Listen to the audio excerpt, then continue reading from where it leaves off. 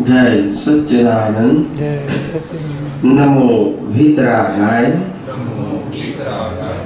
नमो अरिहंताणं, नमो सिद्धाणं,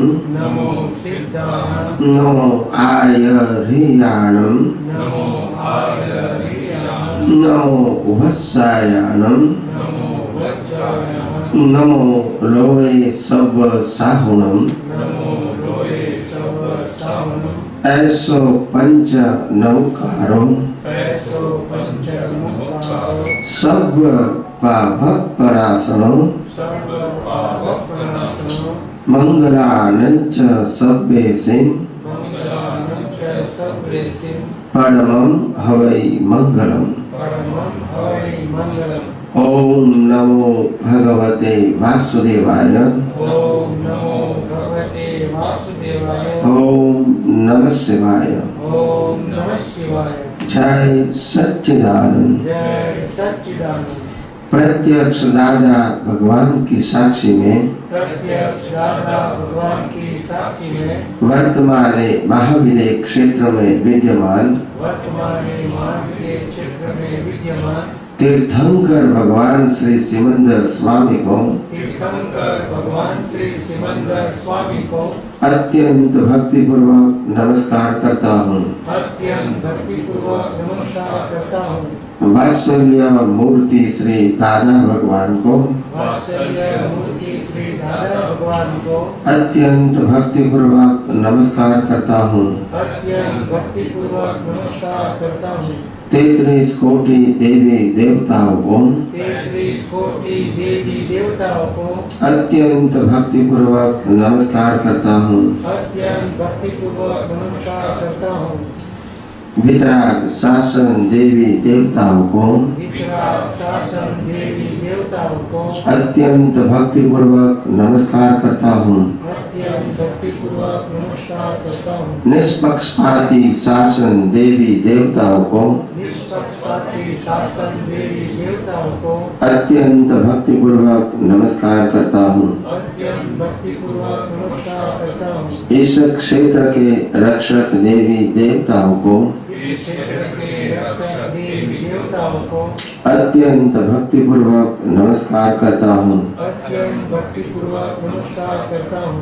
जगत भर के संत पुरुषों का योग बल, जगत भर के संत पुरुषों का योग बल, जगत भर के सत पुरुषों का योग बल जगत भर के सत्पुरुषों का योग बल और प्रगट ज्ञानी पुरुष दादा भगवान का योग बल और प्रगट ज्ञानी पुरुष दादा भगवान का योग बल समस्त विश्व का कल्याण करे, कल्याण करे, कल्याण करे।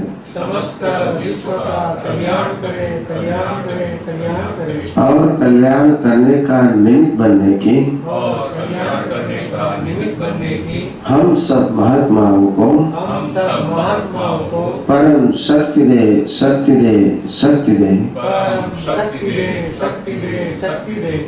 जगत के सभी जीव सुख और शांति प्राप्त करें, जगत के सभी जीव सुख और शांति प्राप्त करें, जगत के सभी जीव समाधान प्राप्त करें, जगत के सभी जीव समाधान प्राप्त करें, जगत के सभी जीव मुक्ति प्राप्त करें, जगत के सभी जीव मुक्ति प्राप्त करें, जगत कल्याण हो, जगत कल्याण हो, जगत कल्याण हो, जगत कल्याण हो, जगत कल्याण हो। जगत कल्याण हो। जय सच्चिदानंद। जय सच्चिदानंद। जय सच्चिदानंद। आगे बढ़ने के लिए मैंने कहा इस तरह हर समय ज्ञान का उपयोग चाहिए। क्या चाहिए? उपयोग चाहिए। बिना उपयोग अनुभव नहीं होता है और उपयोग करते रहना है। क्या है? लोग समझते हैं कि उपयोग करना वो तो बहुत भारी चीज है, ऐसा आम जनता को, क्योंकि उपयोग की परिभाषा नहीं मालूम, इसलिए उसको लगता है कि ज्ञान या तो विज्ञान को समझ के उपयोग करना वो तो बहुत भारी चीज है, हर समय हमको ये सब उपयोग रहता नहीं है, ऐसा लोग मानते हैं। मैं ये कहना चाहता हूँ कि उपयोग तो इजी बात है। क्या है? सरल है। सरल है। दो व्यक्ति हमारे सामने स्कूटर वाला टकराएगा, हम देखेंगे, अपने आप उपयोग करेंगे कि ये भाई का ये जो टकराए तो गलती किसकी है वो आपको दिखेगी कि नहीं? हाँ। कि उसके लिए ज्ञान खींचना पड़ेगा, फिर उपयोग करना पड़ेगा, फिर समझ में आएगा, ऐसा है? नहीं। कि ऑन द स्पॉट मालूम होता है? On the spot. वो उपयोग कैसे हुआ? अज्ञान था। नहीं, पर कैसे हुआ? मैंने किया नहीं। वो उपयोग कैसे हो गया? तो ये दोनों टकराए तो अज्ञान का उपयोग ऑटोमेटिक और विज्ञान का उपयोग के लिए वो मेहनत करना पड़ जाए। उपयोग तो उपयोग होता है ना। हाँ। खाली हमारे को विजन सेट करना है जी। उपयोग तो कॉमन बात हो गई ना। हाँ। जैसे अज्ञान सेट किया है तो अज्ञान तो अपने आप यूज हो गया। हाँ। बिना मेहनत। अगर आप विज्ञान सेट करोगे तो विज्ञान यूज हो गया जी। इसमें मेहनत की क्या बात है? दृष्टि से मेरे ग्लास है और ग्लास के ऊपर अगर मैंने लाल कलर का ट्रांसपेरेंट कागज लगा दिया हाँ। तो दुनिया कैसे दिखेगी? लाल रंग का। फिर लीला लगा दिया तो लीला दिखेगा। फिर पीला लगा दिया तो पीला दिखेगा। तो कोई भी कलर से दुनिया देखने के लिए मेरे को मेहनत करनी पड़ती है? नहीं। क्यों? ग्लास लग गया। बस तो वही बात है। यहाँ ग्लास है, यहाँ दृष्टि है। अज्ञान दृष्टि लगा दिया, अज्ञान दिखेगा। विज्ञान दृष्टि लगा दिया, विज्ञान दिखेगा। मेहनत कहाँ है? दृष्टि को ठीक करना है। वही तो मैं कहता हूँ। हम कहते कि उपयोग में मेहनत है, मेहनत कहाँ है? दृष्टि में। आप समझे? जी। तो ये बात कहूंगा तब मालूम होगा ना आपको हाँ। कि करेक्शन कहाँ करना है। हाँ। ये एग्जाम्पल से तो आपको मालूम होगा कि अगर दृष्टि में फिट हो गया विज्ञान तो अपने आप विज्ञान ही दिखेगा, इसमें कोई मेहनत की जरूरत नहीं। और विज्ञान दिखेगा, वही तो उपयोग है। हाँ। आप समझे? हाँ। जैसे अज्ञान अपने आप उपयोग हो जाता है क्योंकि हमारे विजन में सेट हो गए हैं। क्या हो गया है? सेट हो गया। ऐसे विज्ञान सेट हो गया तो उपयोग अपने आप हो जाएगा। वही रहेगा। तो इसीलिए कहते हैं कि हमारे को बार बार हमारी दृष्टि में ये साइंटिफिक विजन सेट करना है। क्या करना है? साइंटिफिक विजन सेट करना है। बस इसमें कोई फिजिकल मेहनत या कोई फिजिकल एफर्ट जरूरत नहीं है। बोलिए। इसमें फिर प्रमाद क्यों होता है स्वामी जी सेट करने में, विजन सेट करने में? प्रमाद इसीलिए होता है कि अभी जो देहाध्यास है वो देहाध्यास पक्का है। क्या है? पक्का है। तो इसको माइंड करने में समय लगता है। क्या लगता है? समय लगता है। ये शरीर ही मैं हूँ ये समझना आसान है, मगर शरीर नहीं हूँ और मैं आत्मा हूँ ये समझना आसान नहीं है, क्योंकि उनका अभ्यास ही नहीं है। क्या नहीं है? अभ्यास नहीं है। मंदिर के अंदर जो हमने मूर्ति बना के बिठाया है, हमने ही प्रतिष्ठा करवाया है और हम ही पूजा करते हैं, इसको भगवान मानना आसान है। मगर ये मंदिर के अंदर परमात्मा बैठा है, इसकी पूजा करना, इसको मानना आसान नहीं है। इस प्रकार की सोच लेके नहीं आया है जी। समझे? तो इसमें देहाध्यास पक्का है और देहाध्यास के आधार से मूर्ति में भगवान मानना ये हमारी हजारों साल की परंपरा है और खुद की कई अवतारों की परंपरा है। तो परंपरा वाला ज्ञान याद रखना, उपयोग करना आसान होता है जी।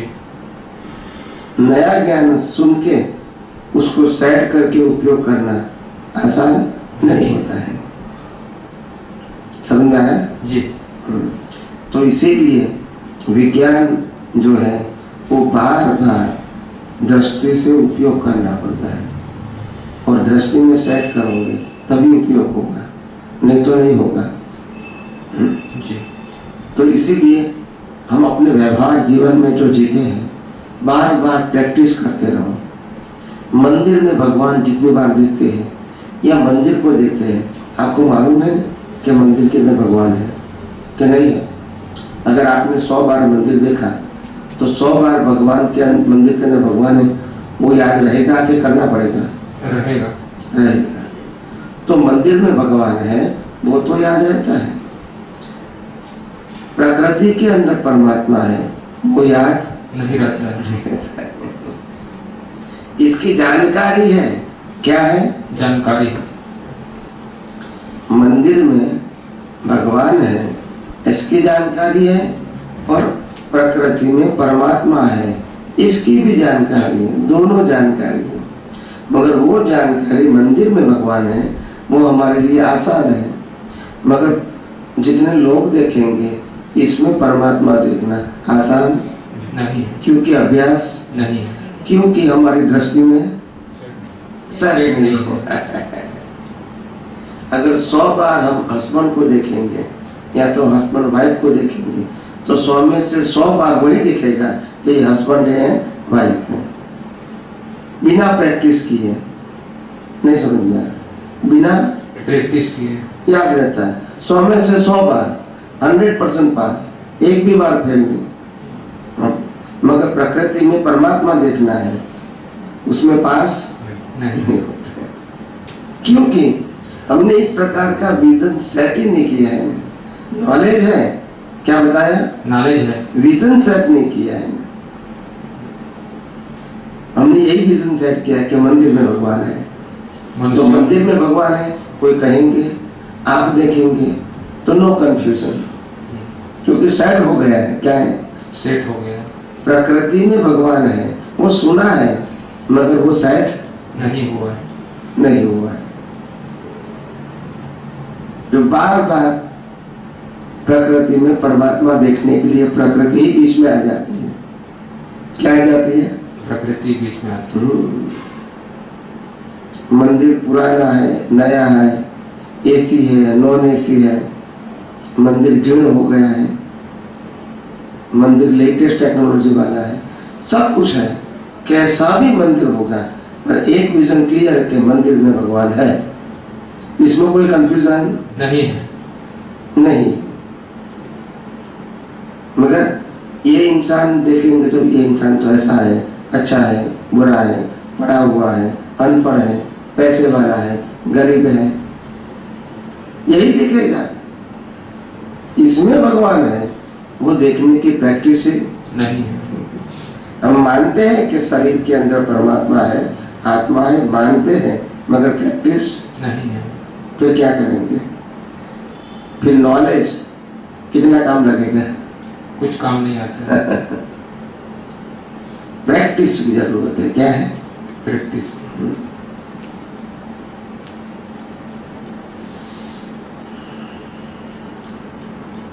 और किसी को प्रश्न करना है? इस विज्ञान का वैल्यू समझ में आया स्वामी जी, ऐसा इस पर प्रकाश डालिए कि ये विज्ञान है, इस पर इसका वैल्यू हमको समझ में आए तभी उसका उपयोग कर पाएंगे ना। इसका सनातन विज्ञान का हाँ, क्या इसका वैल्यू क्यों समझ में नहीं आता है हमको? वैल्यू समझ में नहीं आता है क्योंकि हमको लगता है कि कोई इंस्टेंट बेनिफिट नहीं है, मगर समझ में नहीं आता है। एक व्यक्ति को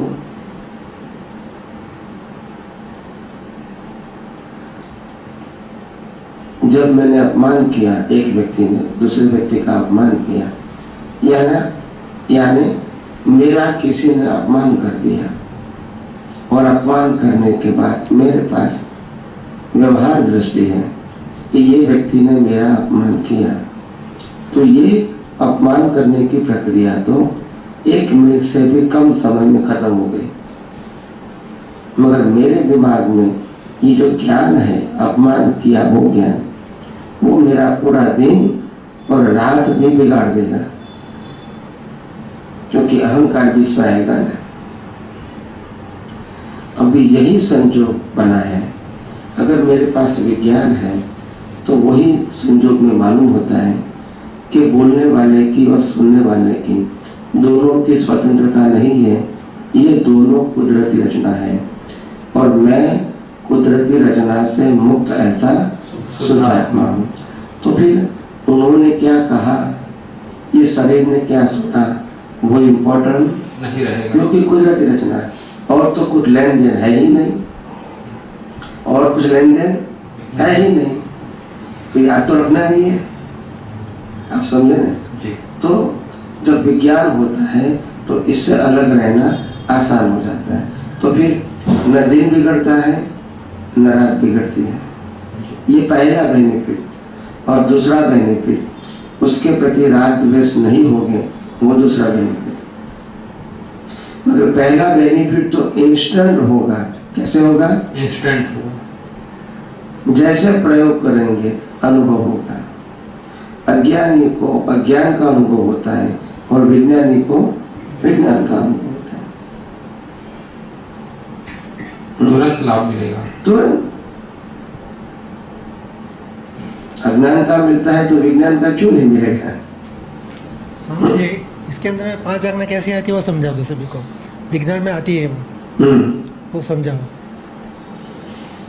5 आज्ञा तो क्या है कि ज्ञानी पुरुष ने 5 आज्ञा ज्ञान देने के बाद इसीलिए दिया ताकि आपको विज्ञान समझने की जो क्षमता आपके पास नहीं है, तो धीरे धीरे ये आज्ञा समझ के विज्ञान समझने की कोशिश करोगे, इसीलिए आज्ञा दिया।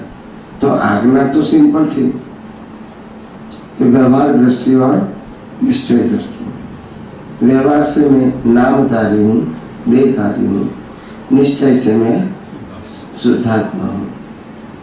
फिर अगर मैं निश्चय से शुद्धात्मा हूँ तो व्यवहार कौन चलाता है? फिर मैं तो पहले शरीर था, अभी शुद्धात्मा हो गया, तो फिर ये शरीर को कौन चलाएगा? तो वो व्यवस्थित शक्ति। अभी व्यवस्थित शक्ति शरीर को चलाएगी, फिर भी मेरे को तो लगेगा कि ये बराबर है या ये बराबर नहीं है, ऐसा भी जीवन में आएगा। इसके लिए चौथी आज्ञा दिया, फाइलों का संभाव्य निकाल। तो ये 4 आज्ञा का पालन, वही 5वीं आज्ञा, 4 आज्ञा का पुरुषार्थ, वही इसकी जो क्रेडिट है वो मोक्ष मार्ग के लिए लायक और सहायक समझो। तो ये बातें हमने संक्षिप्त में कर दिया है, ये 5 आज्ञा की बात कि भाई आपको मैं कौन हूँ वो लक्ष्य में रखना है और ये दुनिया कैसे चलती है, वो कुदरती रचना के रूप में चलती है, वो आपको देखना है, समझना है, ताकि मालिकी भाव और कर्ता भाव नहीं रहे। और मालिकी भाव कर्ता भाव नहीं रहेगा तो असंभव होगा ही नहीं, तो संभाव्य निकाल करने का प्रश्न नहीं। आप समझे? और यही 2 आज्ञा, यही 2 दृष्टि अपने आप मोक्ष मार्ग में लायक और सहायक संजोगों में कन्वर्ट होगा, इसका पुरुषार्थ। आप समझे जी। तो सिंपल बात है कि जिसको विज्ञान समझ में नहीं आता है उनके लिए डिटेल है जी। तो इसीलिए आज्ञा धर्म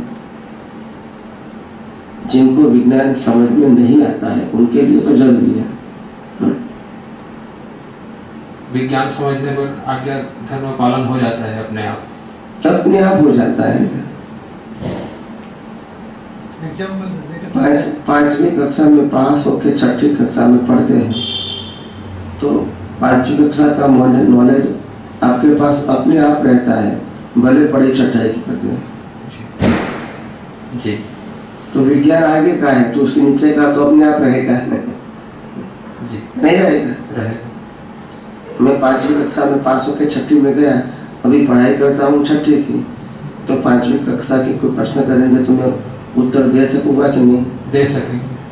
तो इसके लिए उस समय पढ़ाई की जरूरत है? नहीं है। एक बार पास हो गए खत्म हो गए। तो आप विज्ञान समझ लिया तो फिर आज्ञा की जरूरत नहीं है। आप समझे कि नहीं? जी। विज्ञान समझ में नहीं आता है वहां तक आज्ञा की जरूरत है। समझ में आया? जी। व्यक्ति का अपना अपना समझाने का तरीका होता है। क्या होता है? समझाने का तरीका। और व्यक्ति सामने वाले लो लेवल से लेकर हाई लेवल तक की है तो सबको ये विज्ञान समझ में नहीं आता है। और जब ज़्यादा व्यक्तियों को विज्ञान समझाने की कोशिश करते हैं मगर वो नहीं समझ सकते तो धीरे धीरे उसको ऐसे सत्य साधन भी देना पड़ता है ताकि उसको ऐसा लगे मैं कुछ इस मार्ग में करता हूँ, नहीं तो कुछ नहीं लगेगा इसको।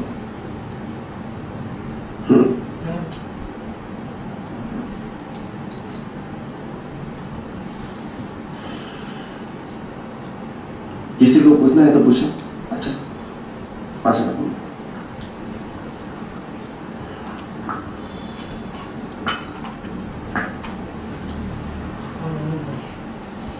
विज्ञान दृष्टि क्या है? विज्ञान दृष्टि का मतलब होता है तत्व दृष्टि। विज्ञान का मतलब होता है तत्व। तत्व का मतलब होता है सनातन, जो कभी परिवर्तन नहीं होता है। H2O से पानी होता है, ये विज्ञान है। वो कभी भी कहीं भी परिवर्तन नहीं होता है। कोई कहेंगे मैं मानूंगा तो भी वही रहेगा, कोई कहता है नहीं मानूंगा तो भी, क्योंकि तत्व मानना न मानना वो आपका व्यक्तिगत प्रश्न है। तत्व तो तत्व है ही, आप नहीं मानते, आप नहीं समझते, वो आपकी अज्ञानता है। वो तो काम करेगा नहीं करेगा।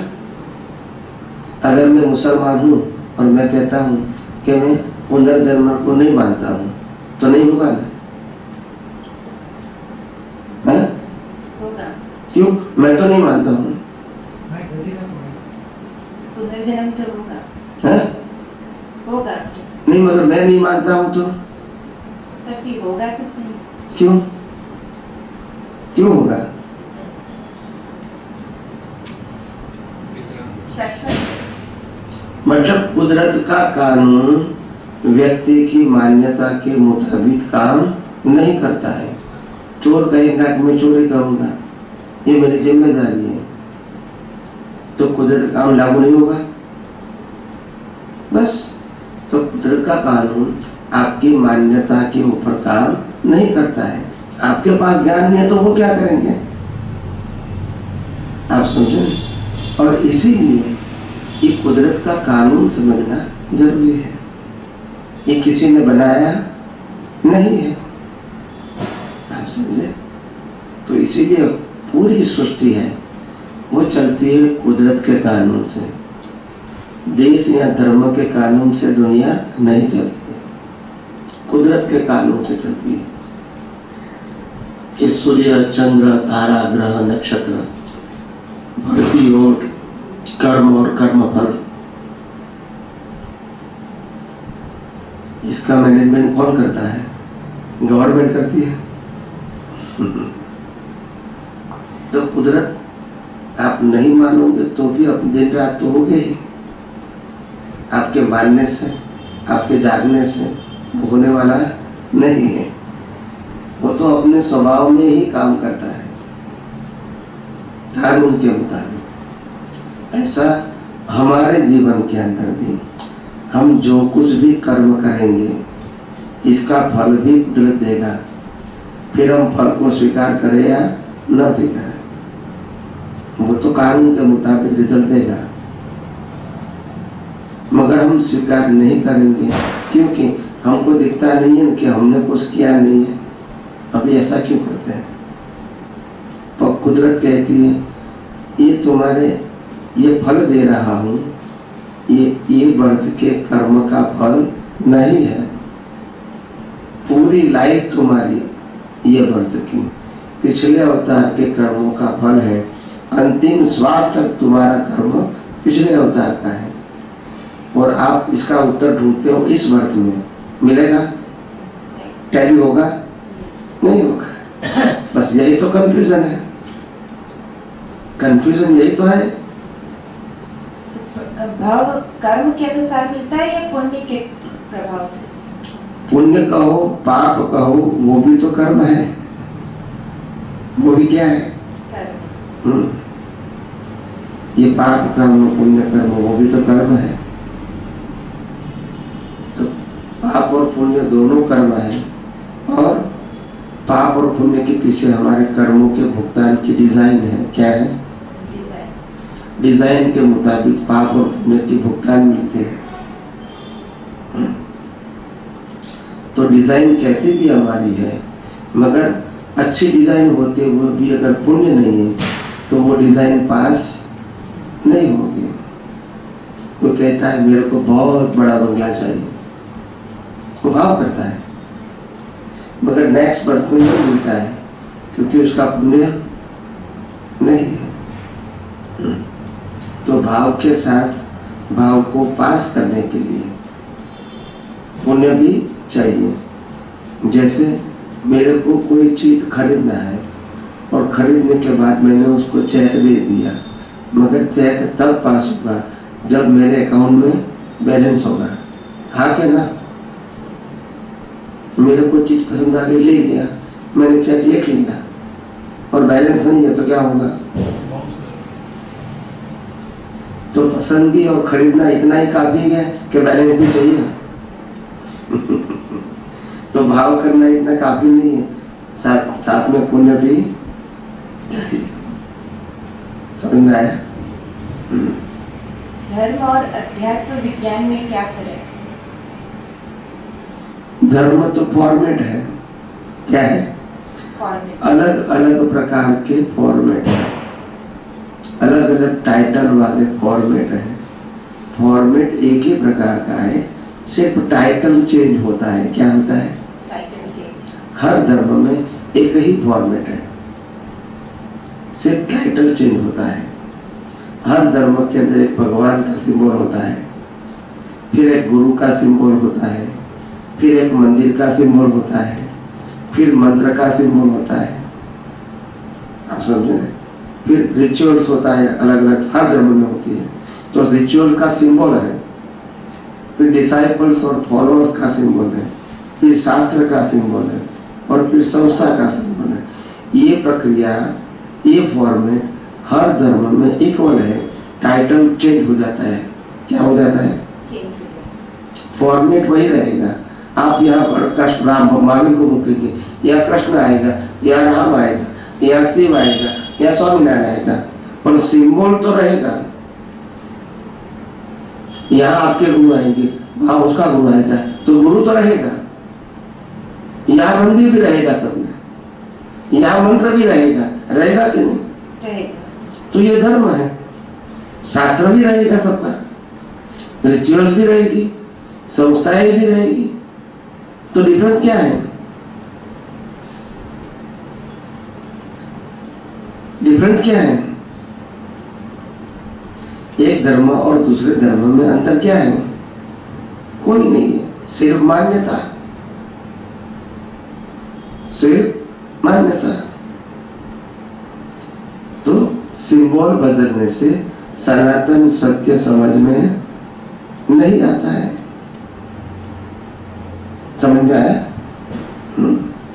तो फॉर्मेट से ऊपर विज्ञान है, और विज्ञान कुदरती कानून से उसको एक्सप्लेन किया जाता है।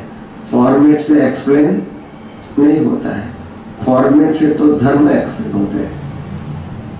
विज्ञान तो सिद्धांत से होता है। कैसे होता है? सिद्धांत। और वो सिद्धांत को कहते हैं कुदरत का कानून। किसका कानून? कुदरत का कानून। ये व्यक्ति ने बनाया नहीं, ये रामकृष्ण महावीर ने भी नहीं बनाया। तो इसीलिए उसको सनातन सत्य कहते हैं। क्या कहते हैं? सनातन सत्य।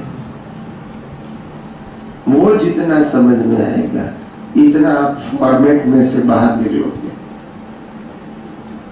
और बाहर निकलने का मतलब फॉर्मेट वाली दृष्टि आपकी चेंज हो जाएगी। भले क्रिया के रूप में रहेगा क्योंकि वो उदय कर्म है, दृष्टि के रूप में नहीं रहेगा।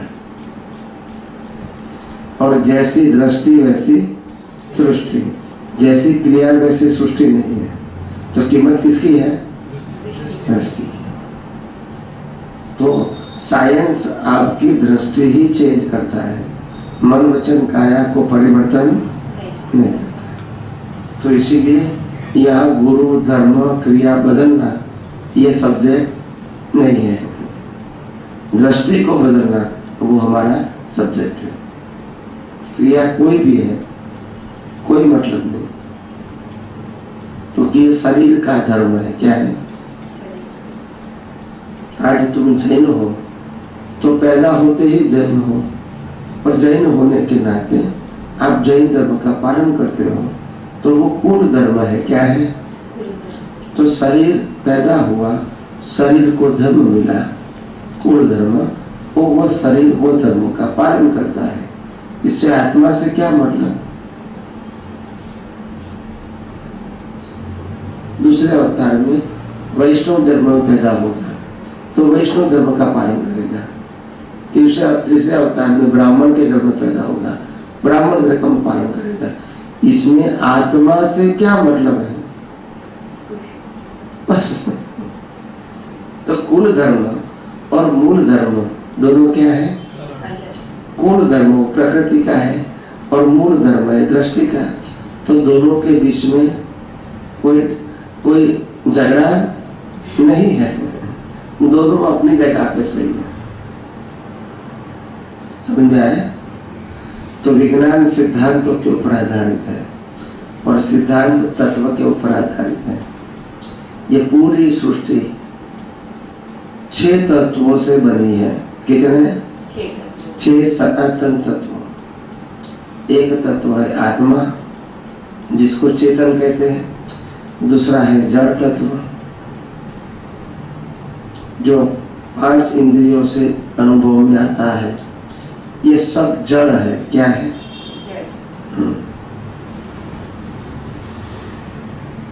बाद में गति सहायक तत्व, स्थिति सहायक तत्व, समय तत्व और स्पेस तत्व। ये 6 तत्व से ही दुनिया बनी है। बाकी कोई आत्मा तत्व है नहीं। तो तत्व से दुनिया देखोगे तो मालूम होगा कि यहाँ कुछ प्लस नहीं होता है, माइनस नहीं होता है। ये दुनिया जो चलती है उसमें प्लस माइनस नहीं होता है। जो भी होता है वो इंटरनल चेंज होता है। क्या होता है? बस। इसको कहते हैं कर्मों का हिसाब। क्या कहते हैं? बस। और क्या है? Internal change. आज आपके पास पैसा है, कल उनके पास आएगा, वही पैसा फिर उनके पास आएगा, फिर उनके पास आएगा। तो हुआ क्या? कुदरत के अंदर प्लस माइनस हुआ, इंटरनल चेंज हुआ। तो इंटरनल चेंज का मतलब होता है कर्मों का हिसाब। इससे आत्मा से क्या मतलब है? बस। तो तत्व समझोगे तो मालूम होगा कि दुनिया में तो जो दिखता है तो कर्मों का हिसाब है, और आत्मा को इस कर्मों के हिसाब की भुगतान करने वाला शरीर है।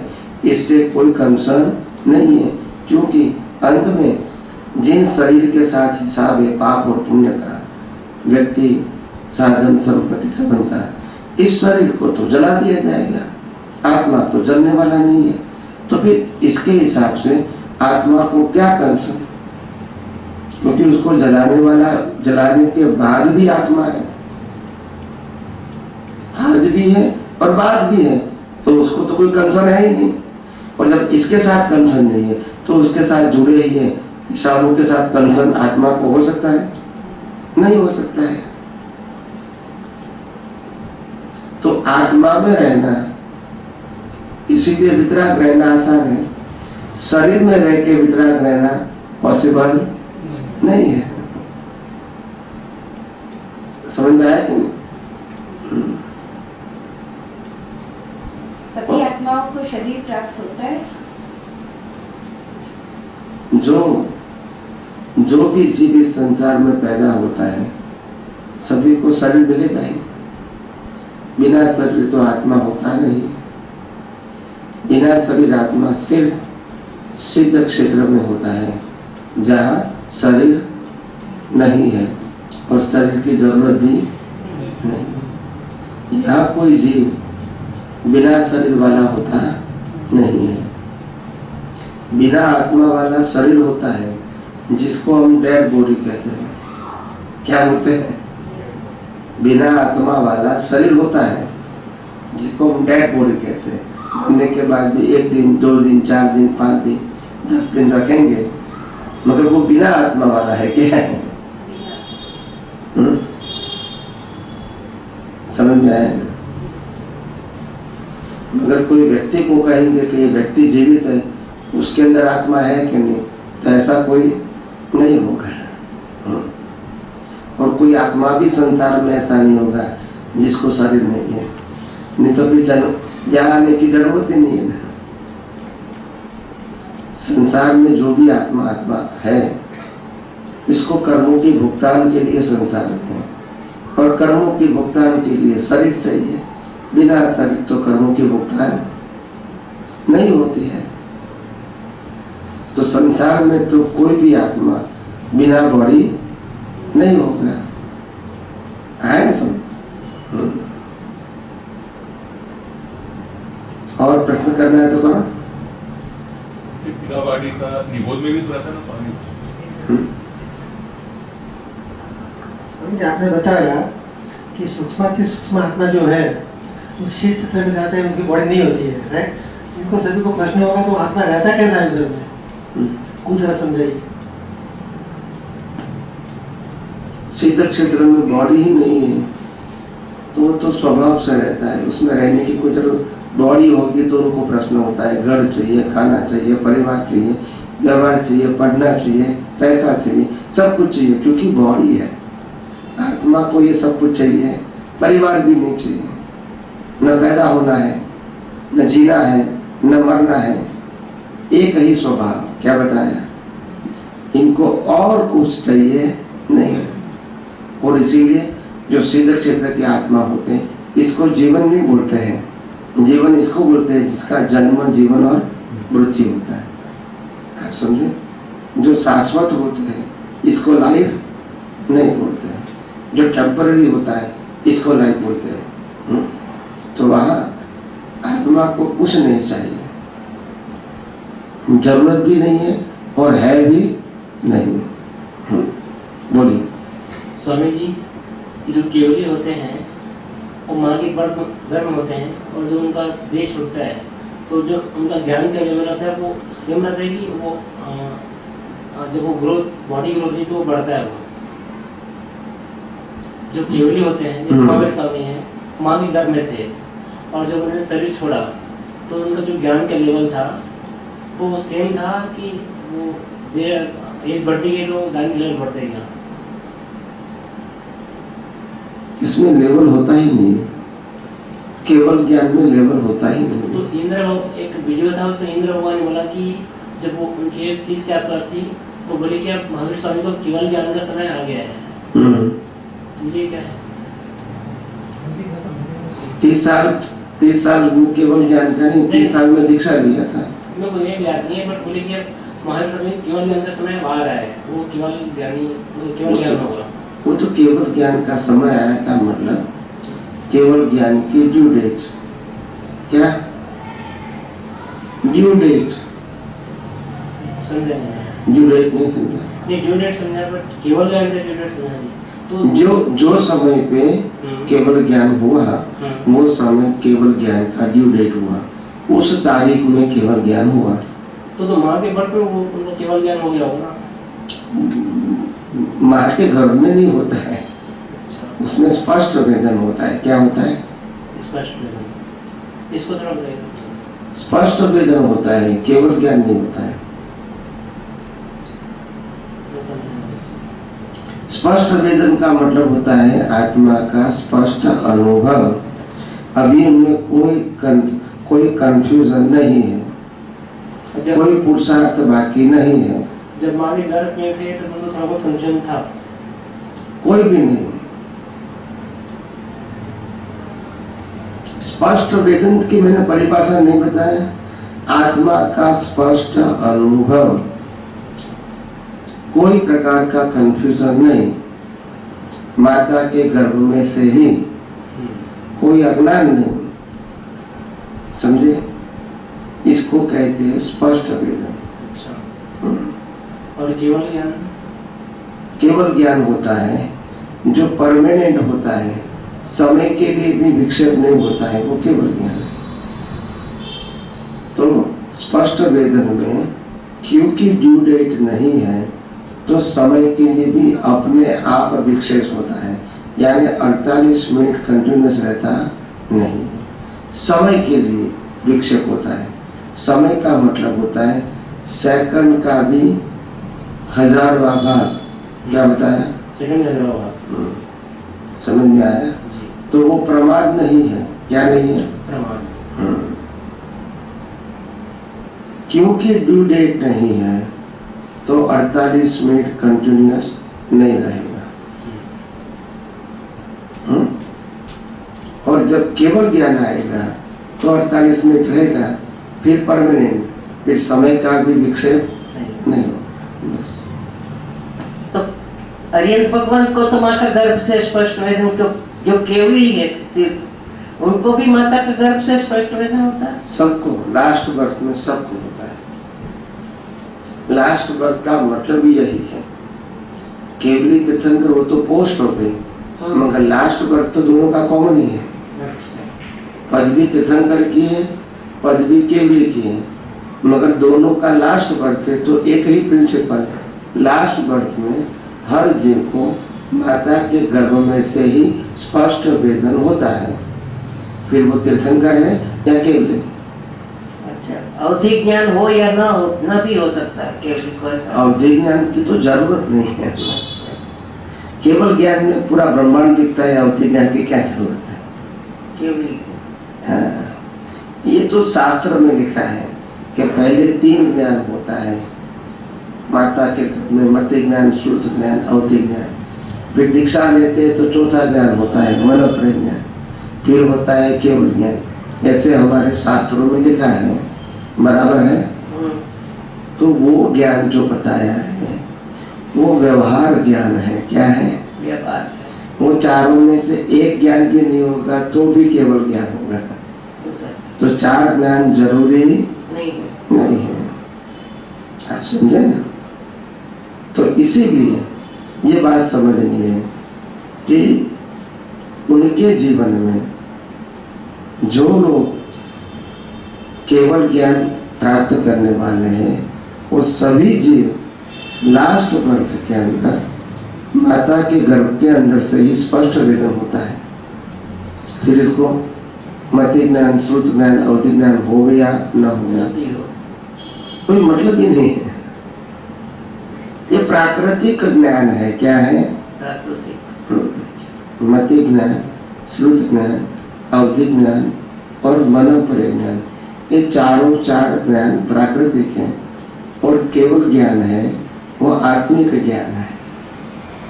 आप समझे? तो ये ज्ञान और ये ज्ञान से डायरेक्ट कोई संबंध नहीं है। मगर ये चारों ज्ञान जो है वो सहायक बन सकते हैं। क्या बन सकते हैं? सहायक। मगर कंपल्सरी नहीं। तो दोनों में डिफरेंस फिर खाली तीर्थ की स्थापना करते हैं तीर्थंकर और केवली नहीं करते, वही डिफरेंस है। खाली ज्ञान तो एक ही रहेगा केवल। दोनों में इतना डिफरेंस है कि तीर्थंकर भगवान लाखों लोगों को देश न देके केवल ज्ञान प्राप्त करवा के मोक्ष में ले जा सकते हैं, केवली एक को भी नहीं ले जा सकते। अच्छा। इतना तो बड़ा डिफरेंस है ही। कि नहीं है? ज्ञान दोनों का बराबर है। ज्ञान दोनों का बराबर है। ज्ञान की बात नहीं है, मैं उसके कार्य की बात। कार्य की बात। ज्ञान तो एक ही होगा, मगर दो तीर्थंकर और केवली में क्या डिफरेंस है? तो ज्ञान में कोई डिफरेंस नहीं, मगर कार्य में डिफरेंस है। तभी तो इसको तीर्थंकर और केवली अलग अलग टाइटल मिला। अगर दोनों का ज्ञान भी एक है, कार्य भी एक है, तो टाइटल देने की जरूरत क्या थी अलग? तीर्थंकर जगत का कल्याण कर सकते हैं केवली। हाँ, तो इसीलिए कहते हैं ना कि लास्ट बर्थ में तीर्थंकर का दर्शन करना जरूरी है, केवली का नहीं। तभी केवल ज्ञान प्राप्त होगा। हाँ, तो यह बातें हमको जब शब्द बोलते हैं कि तीर्थंकर तो समझ में आना चाहिए कि उसकी क्या क्या वैल्यू है। मैं तीर्थंकर की बात करता हूँ, मैं केवल ज्ञान की बात नहीं करता हूँ। और जब केवली बोलेंगे तो ही मालूम होना चाहिए कि केवली किसी का कल्याण नहीं कर सकते हैं, किसी को उपदेश नहीं दे सकते हैं। मैं दोनों की प्रकृति की बात करता हूँ, दोनों का ज्ञान तो एक ही है। वही इसका कारण क्या होगा? जब केवली में इतना ज्ञान है फिर भी उपदेश नहीं दे सकते। दे सकते नहीं, उसका कोई कारण स्थूल कारण नहीं है। उनकी भावना ही नहीं थी, उनकी यही भावना थी कि मैं सब कुछ अज्ञान को नाश करके सभी कर्मों को खत्म करके जन्म मरण के बंधन से मोक्ष में चले जाऊं, यही उनकी भावना थी। और यही भावना रूपक में है। किसी को ज्ञान देना या न देना, दोनों में से एक भी सब्जेक्ट नहीं था। समझ में आया? तो तीर्थंकर इसीलिए पूरे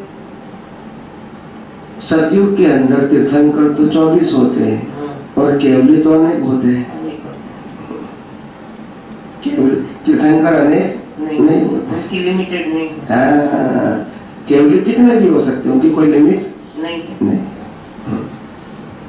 इसीलिए केवल ज्ञान प्राप्त करके मोक्ष में जाना आसान है, तीर्थंकर बनना आसान और सबके बस की बात नहीं। बीजू से पूछ मुझे, बोलो।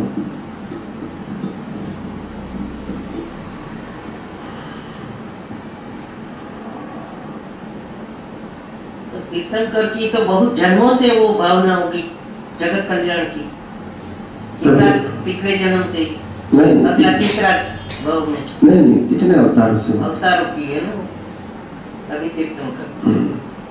पहले साधु बनते हैं, त्यागी बनते हैं, ऐसे करते भावना करते करते करते लास्ट बार तीर्थंकर का आता है। क्योंकि तीर्थंकर बनने का मतलब क्या है?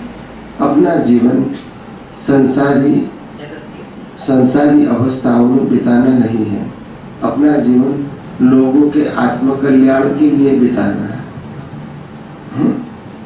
तो कुदरत संजोग भी ऐसा देंगे, ऐसा है। तो बचपन से ही उनकी सोच ऐसी हो जाती है, बचपन से। और इसीलिए तीर्थंकर जो भी है वो माता के गर्भ में से ही समर्थ होते हैं। क्या होते हैं? समर्थ। हाँ। केवल इतना समर्थ नहीं होते हैं प्राकृतिक रूप से। क्या होता है? समर्थ नहीं होते हैं। ज्ञान में समर्थ है, प्राकृतिक रूप में समर्थ नहीं। तो केवली की भी भव की पुरुषार्थ रहता है। वो पुरुषार्थ रहता है खुद उनके लिए, खुद के आत्मा के लिए, जगत कल्याण के लिए नहीं। उनका भी पुरुषार्थ तो होता है, मगर उसका और लोगों के कल्याण से कोई मतलब नहीं है। तो तीर्थंकरों के भवों की गिनती करते हैं, जैसे मायूर स्वामी का 27 भव बोलते हैं। तो ऐसे खाली 27 भव होते हैं कि और फिर मनुष्य को छोड़ के और भी भव होते हैं? बहुत होते हैं, है ना? गिनती का खाली 27। तो गिनती का मतलब होता है, तो गिनती को क्यों काउंट किया? क्योंकि ऋषभदेव भगवान के पौत्र बने, संती था और तीर्थंकर गोत्र बनाया, इसीलिए उनका वहां से भव काउंट हुआ। उसके पहले तो हजारों भव होगा, लाखों होगा, क्या मालूम? नहीं, जैसे नैसार के भव में बोलते हैं कि संकित की प्राप्ति हुई, तब से भव की गिनती हुई। तो उसके बीच में और कोई भव नहीं हुए? तिर्यंच वगैरह के भी तो हुए। पहले की बात करते हो? नहीं, जैसे नैसार के मरीचि के पहले का नैसार का भव से बोलते हैं कि संकित की प्राप्ति हुई, तो उसके बीच में तिर्यंच का भी तो भव हुआ है। तो वो सब 27 में ही गिनती में है ना? मरीचि के बाद के भव की गिनती होती है, पहले की नहीं। पहले की नहीं। मरीचि जो बना ऋषभदेव भगवान के समय, वहां से महावीर तक की गिनती होती है, मरीचि के पहले के भाव की गिनती नहीं है। 27 भाव में और कोई भाव नहीं है। तो 27 भाव तो नैसार का भाव से गिनती होती है। नैसार के भाव में जैसे उनको संकित की प्राप्ति हुई, गुरु ने ज्ञान दिया, वहां से गिनते हैं। शास्त्रों के हिसाब से हम जो पढ़े हैं वो बता रहे हैं, सही क्या है वो नहीं जानते हैं। ना वो तो बराबर है, हाँ। वो तो जो शास्त्रों में लिखा है हाँ। वो शास्त्रों की समझ से वो सही है। वैसे वास्तविकता में मरीचि का भाव।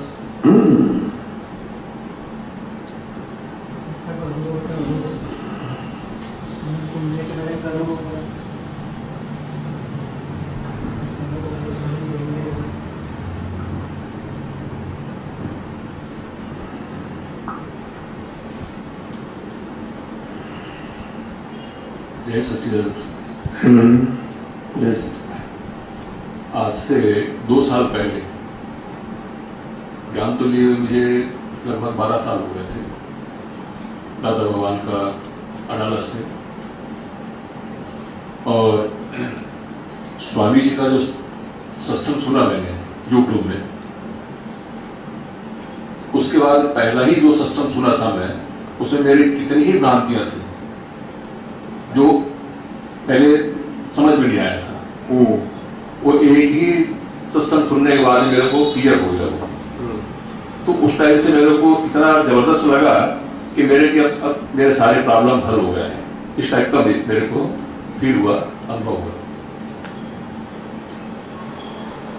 तो मन में एक ही इच्छा थी कि आपका सत्संग जो है पूरा विज्ञान समझने के लिए मुझे मिले, ताकि मैं इसमें आगे बढ़ सकूं।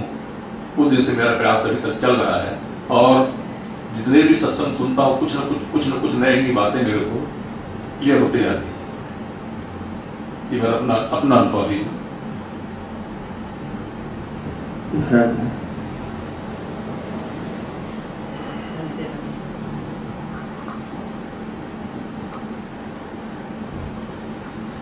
जय सच्चिदानंद स्वामी जी। जय सच्चिदानंद। 2006 में मुझे ज्ञान देने का मौका मिला। उसके बाद में करीब 12 साल तक उस मार्ग में चला मैं, और उसमें नित्य विधि करना, सामायिक करना, ये सब चल रहा था। लेकिन तब तक मैं अपने क्रियाओं में ही पुरुषार्थ समझता था।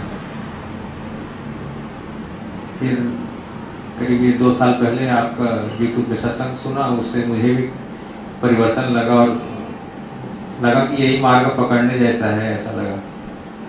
तब से चेंज हो गया मेरे विचार में और सत्संग में जाने आने का।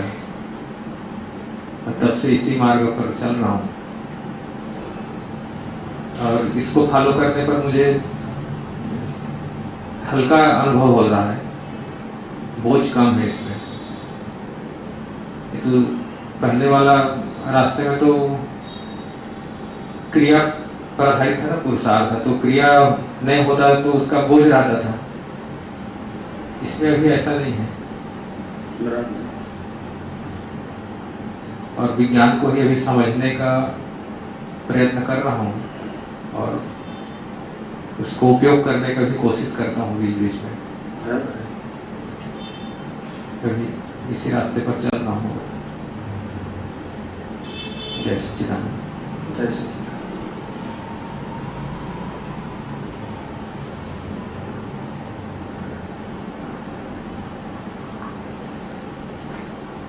स्वामी जी जय सच्चिदानंद। जय सच्चिदानंद। मैं तो 2014 में मैं भी ज्ञान लिया था अडालज में, लेकिन मैं भी आपका पिछले 1 साल से यूट्यूब पर बहुत सारे सत्संग सुना और बाकी दोनों महात्माओं से भी मेरे को बहुत सारा हेल्प मिला। बहुत सारे मेरे में भी ज्ञान लेने के बाद बहुत सारे बुकें पढ़े, सब कुछ किए, बहुत सारे पजल थे अंदर में, समझ में नहीं आता था कि प्रतिष्ठित आत्मा क्या है और प्रकृति क्या है और अपना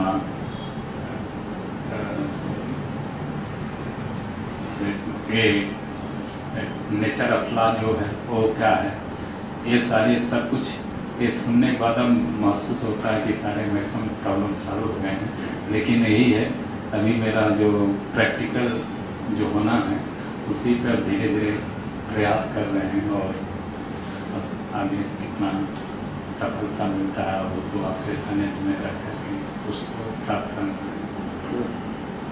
Yes.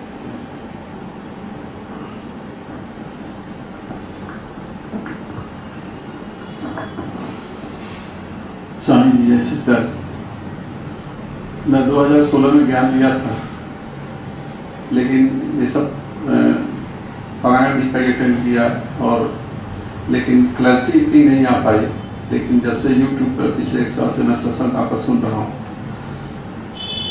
तो जाकर मुझे कुछ हद तक धीरे धीरे समझ में आने लगा, और कुछ महात्मा लोगों का संपर्क रहा, इन लोगों के माध्यम से भी हमें प्राप्त हुआ। और पहली बार मुझे साक्षात आपका दर्शन यहीं पर आने पर बात हुआ। इससे पहले मैं यूट्यूब पर ही देखता था। धीरे धीरे ज्ञान मिला है, और उसको इम्प्लीमेंट करना प्रैक्टिकली कैसे, और उसके लिए मैं आपका आशीर्वाद चाहते हैं।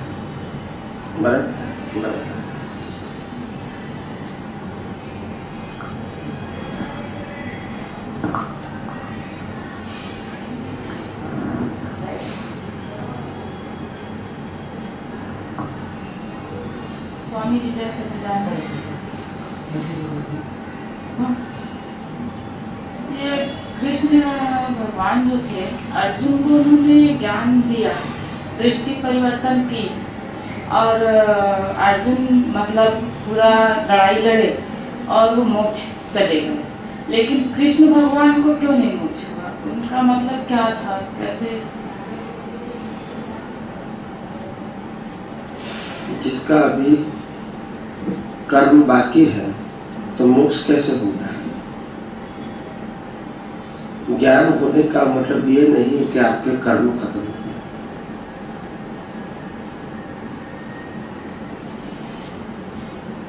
गए। ज्ञान होने के बाद भी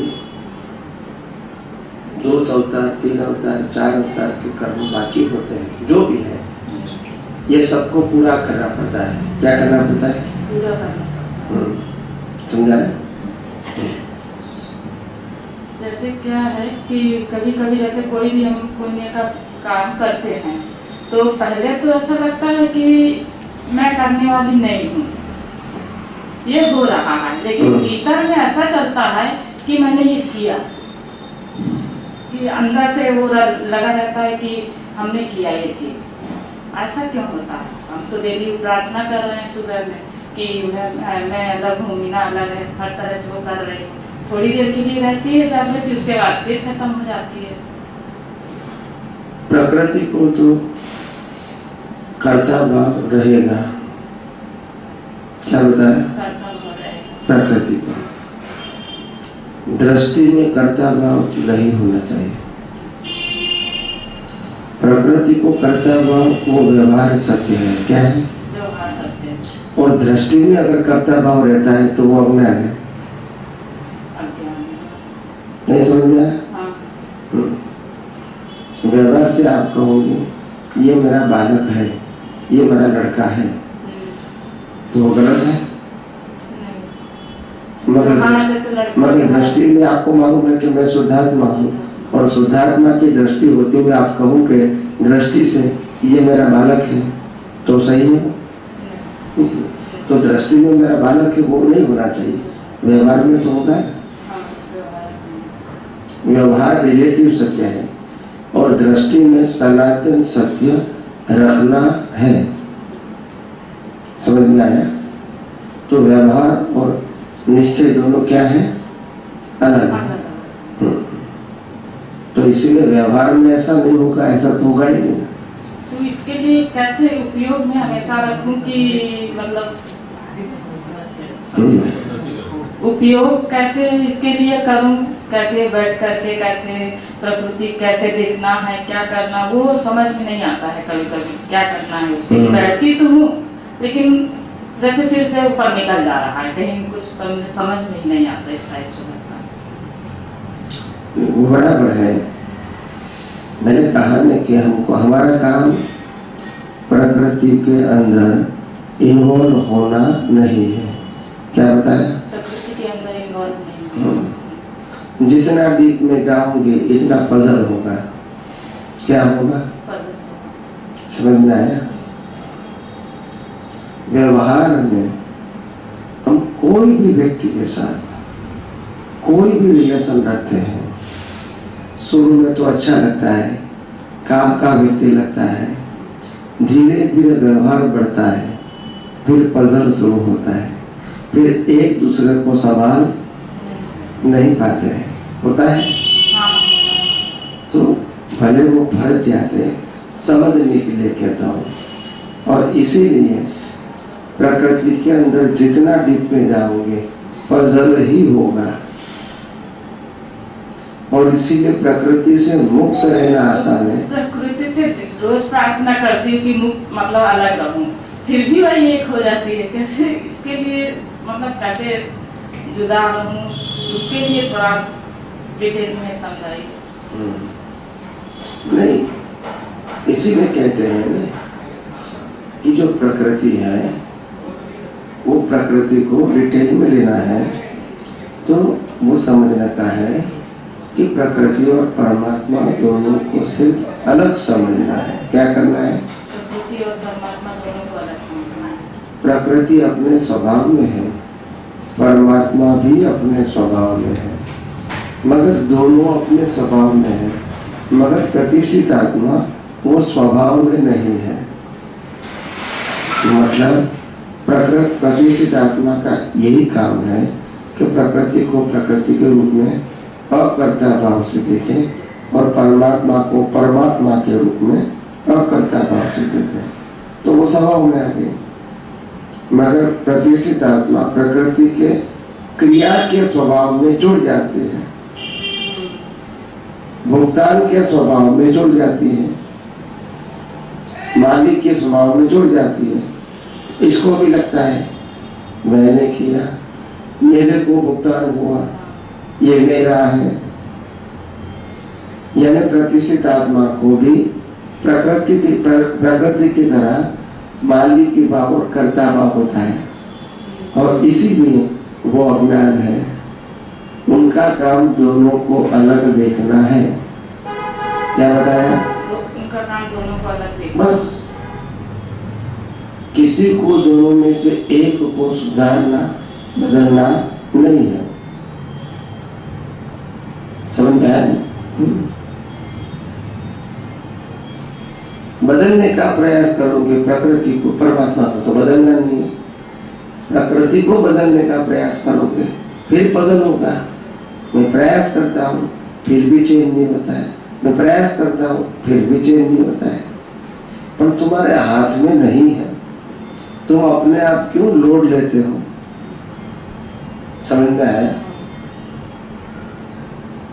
ये प्रकृति को बदलने के लिए पूरी लाइफ गवा दिया, फिर भी वो चेंज, फायदा क्या हुआ प्रयास का? और इसीलिए कहा इसको चेंज करके करने का क्या है आपको? अगर ये प्रकृति को बहुत अच्छी बना दिया फिर भी जलाने का कि नहीं, फिर नेक्स्ट बर्थ में हो जाएगी। वो तो नहीं आएगी, दूसरी आएगी। तो फिर मतलब क्या रहा? अगर ये अवतार में आपने ये प्रकृति अच्छी बना दिया और ये नेक्स्ट बर्थ में नहीं आएगी तो फायदा क्या हुआ? फिर अच्छी बनाओ जला दो, अच्छी बनाओ जला दो, यही काम करने का। नहीं, ये काम तो नहीं है, तो मुक्ति के मार्ग में। यही तो हम गलती करते थे, क्योंकि हम उस समय अज्ञानता के वश प्रकृति भाव में थे। किसमें भाव में थे? प्रकृति भाव। तो हर अवतार में प्रकृति को अच्छी बनाओ, समाज में अच्छे लगे ऐसी भाषा बोलो, ऐसे विचार करो, ऐसे वर्तन करो, ऐसे बिहेवियर करो, ऐसा हमको लगता था जब हम धार्मिक थे तब। अभी हमको मालूम हुआ कि भी प्रकृति को अच्छा करना या बुरा करना वो हमारे हाथ में है भी नहीं, और करने से जो कुछ भी अच्छी होगी तो अभी कैरी फॉरवर्ड नहीं होगी, तो कोई फायदा नहीं है। समझ में आया क्या? हाँ।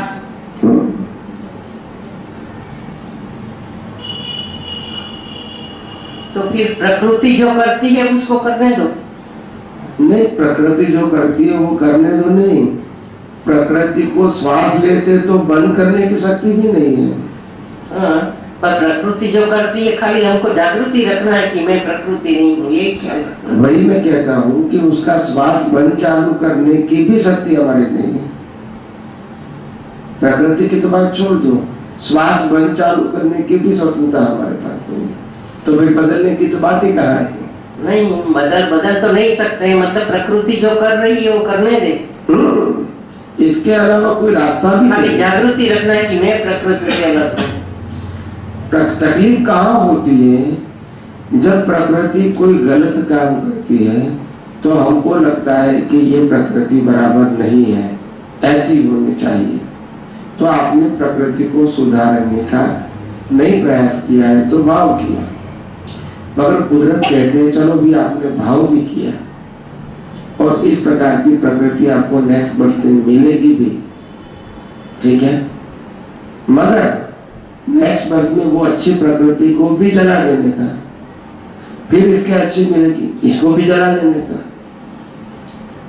तो इसे आत्मा से क्या कंसर्न है? तो फिर भाव भी नहीं करने का कि मेरी प्रकृति ऐसी नहीं होनी चाहिए। नहीं, हम जो भाव करते हैं कि मेरी प्रकृति ऐसी नहीं होनी चाहिए, वो प्रकृति अच्छी बुरी का सवाल नहीं है। वो प्रकृति मोक्ष मार्ग के लिए लायक और सहायक नहीं। क्या बताया? मोक्ष मार्ग के लिए लायक। इसके बारे में, संसार के बारे में अच्छी बुरी वो जरूरत नहीं है। मोक्ष मार्ग के लिए लायक और सहायक चाहिए, उसमें हमारी पसंदगी नहीं है। तो वो भाव करने से वो भाव फलता है, मोक्ष मार्ग के लायक संजोग मिलेगा। कुदरत का काम है ना, हमारे भाव का फल देना वो किसका काम है? कुदरत का। बस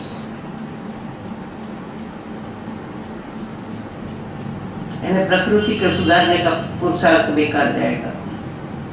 करने से परिवर्तन होता नहीं है, व्यर्थ जाएगा। हाँ, राम भी रावण को समझाने में फेल हो गए और कृष्ण भी दुर्योधन को समझाने में फेल हो गए और महावीर भी गोसालों को समझाने में फेल हो गए।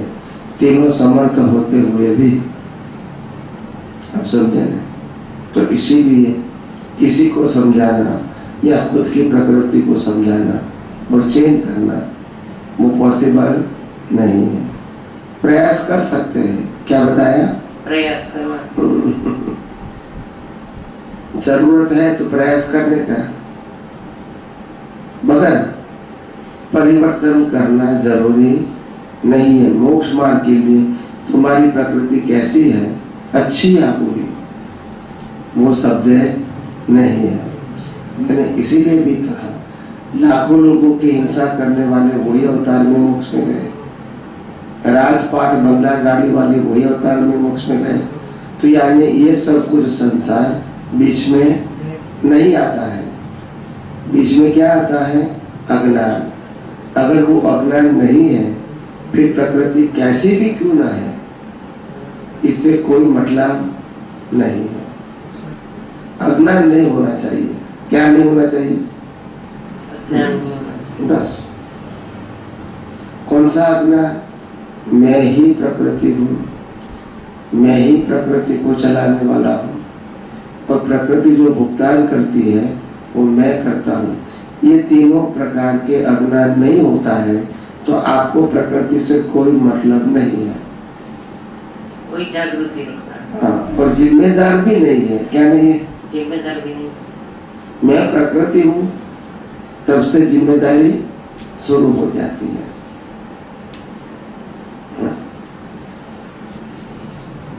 સ્વામીજી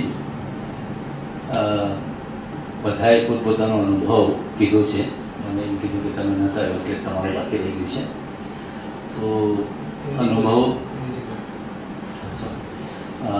मेरे अनुभव में मुझे ऐसा नहीं लगता कि मैंने बहुत ज़्यादा एप्लीकेशन में इसको लाया है, लेकिन समझ में जो चीज़ थोड़ी बहुत फिट बैठी उस फिट बैठने के आधार पर जब कोई चीज़ घटती है प्रकृति में, उस समय मैंने कोई जागृति रखी है या मैंने अप्लाई किया है ऐसा महसूस उस समय नहीं होता है। लेकिन उस घटना के हो जाने के कुछ समय पश्चात मुझे ये रियलाइज़ अवश्य होता है कि सेम घटना में आज से 5 साल पहले मैं इस तरह से रिएक्ट करता था, लेकिन अभी जो कुछ दिनों पहले वही घटना रिपीट हुई तो मेरा रिएक्शन चेंज हो गया। ये अनुभव में आया तो मैंने अप्लाई किया है इसलिए ऐसा हुआ ये मुझे नहीं लगता, लेकिन चूँकि समझ में वो चीज़ कहीं न कहीं थोड़ी बहुत बैठ गई है तो ऐसा अनुभव मेरे को अवश्य होता है कि जीवन में घटित होने वाली या दैनिक जीवन में घटित होने वाली छोटी बड़ी जो घटनाएं होती है उसके प्रति रिएक्शन चेंज हो गया काफ़ी, तो उससे थोड़ी सी स्थिरता का अनुभव होता है। जय सच्चिदानंद स्वामी जी। जय सच्चिदानंद। मैंने 2009 में अदालत से कुछ स्थिति पवनी से ज्ञान लिया था। हाँ वही तो वो वही बताया है, से ज्ञान लिया था तो सब वो विधि वाचन और सामायिक प्रतिक्रमण ये सब मेरे को ना बोझ टाइप का लगता था करने में। जब से मामा जी को पहले आपको पता चला ज्ञान और यूट्यूब से देखे तो फिर मेरे को बताया कि हाँ जी ये थोड़ा देखिए स्वामी जी का सत्संग है, वो भी अध्यात्म विज्ञान वाले हैं, थोड़ा इसमें बहुत अच्छा है करके बताया। फिर यूट्यूब में सुनने लगी तो बहुत अच्छा लगा आपका सत्संग। फिर आपके यहाँ जनवरी में जाने का भी सौभाग्य प्राप्त हुआ।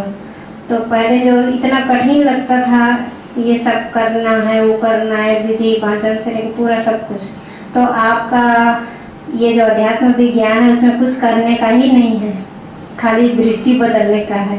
तो ये मेरे को ना बहुत अच्छा लगा और आज भी अच्छा ही लग रहा है। और अनुभव में कभी कभी आता है जो वो परिस्थिति आती है ना तो गुजर जाने के बाद थोड़ा सा अप्लाई हो जाता है होने के लिए, लेकिन तुरंत एट ए टाइम नहीं हो पाता है, बाद में होता है कि नहीं ये तो सब चलाने वाला तो कुदरत है, करने वाला कुछ नहीं है। जैसे मेरा मन वचन काया मेरे बस में नहीं है वैसे उनका भी मन वचन काया बस में नहीं है करके, लेकिन प्रकृति इतना दिन से भरी पड़ी है ना बोलने की और करने की, वो तो सब हो ही जाती है लेकिन बाद में ज्ञान हाजिर हो जाती है। और बहुत अच्छा लगा आपका जो ज्ञान मार्ग है अध्यात्म विज्ञान का, इसमें हम और अच्छी तरह से आगे बढ़े उसके लिए कोशिश कर रहे हैं सत्संग में आने का और सुनने का। बस यही कहना है कि हम दिन रात आगे बढ़ें अध्यात्म मार्ग में, यही प्रार्थना है कुदरत से। जय सच्चिदानंद। जय सच्चिदानंद।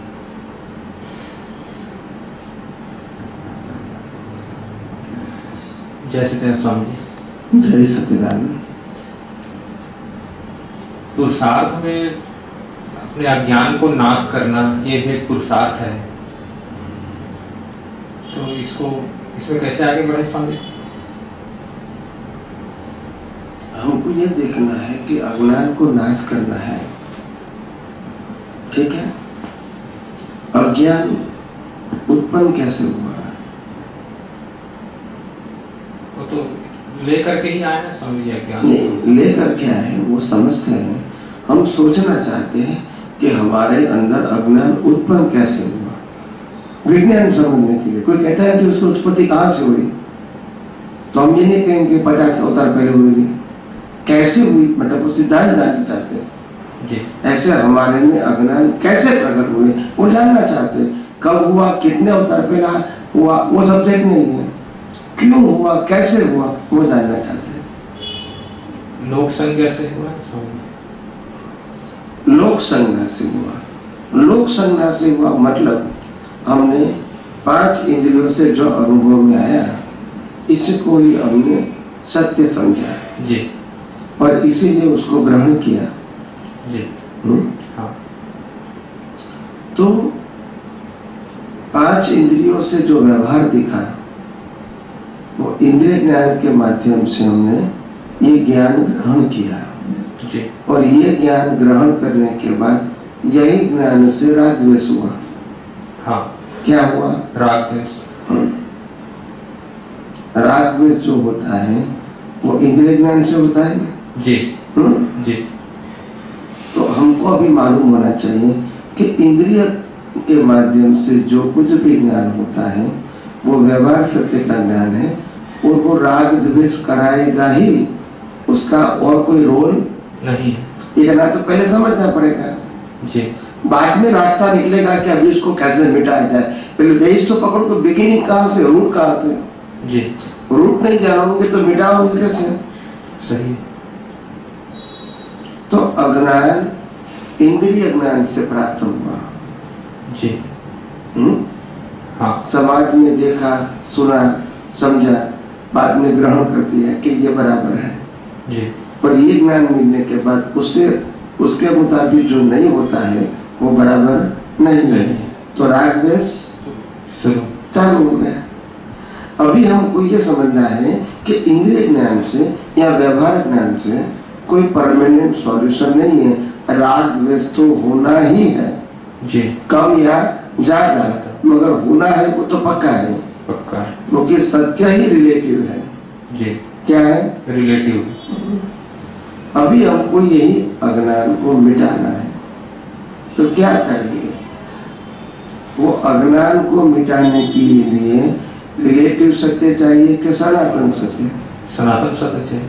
तो सनातन सत्य जितना समझोगे तो रिलेटिव सत्य का बेस खत्म हो जाएगा जी। रिलेटिव सत्य का बेस खत्म हो जाएगा तो उसकी बिलीफ भी नहीं रहेगी जी। उदय में नहीं, दृष्टि में क्या करता हूँ। अच्छा। उदय में तो रहेगी क्योंकि हिसाब है, हाँ, मगर जो पुरुषार्थ वाली दृष्टि है उसमें नहीं रहेगी जी। अगर आपने दृष्टि चेंज कर लिया है तो हाँ, बराबर है। हाँ। और ऐसे हर प्रकार की दृष्टि में आपके अंदर अगर यूनिवर्सल ट्रूथ साइंस सेट हो गया जी, और वही विजन से अगर आप दुनिया देखोगे, हाँ, तो फिर राग द्वेष होगा? नहीं होगा।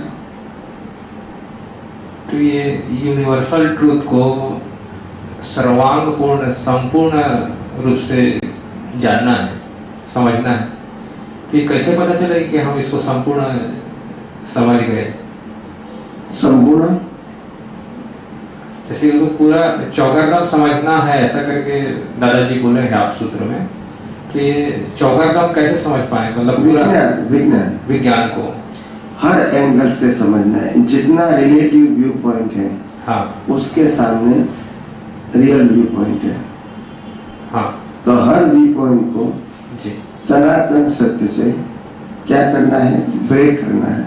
हाँ, क्योंकि रिलेटिव सत्य ही संसार चलाने का साधन है और सनातन सत्य ही संसार को समाप्त करने का साधन है। जितने एंगल से रिलेटिव सत्य उदय कर्म के अधीन दिखता है वो सभी अज्ञान की दृष्टि को विज्ञान की दृष्टि से मिटाना है जी। और यहाँ मिटाने का मतलब सिर्फ दृष्टि है, मन वचन काया नहीं है, दृष्टि से उपयोग करना है बस।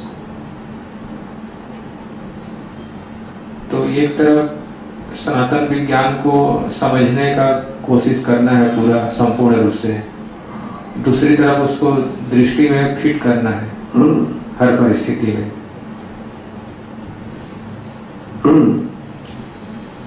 यही पुरुषार्थ है हम लोग, यही पुरुषार्थ करते ही रहने का।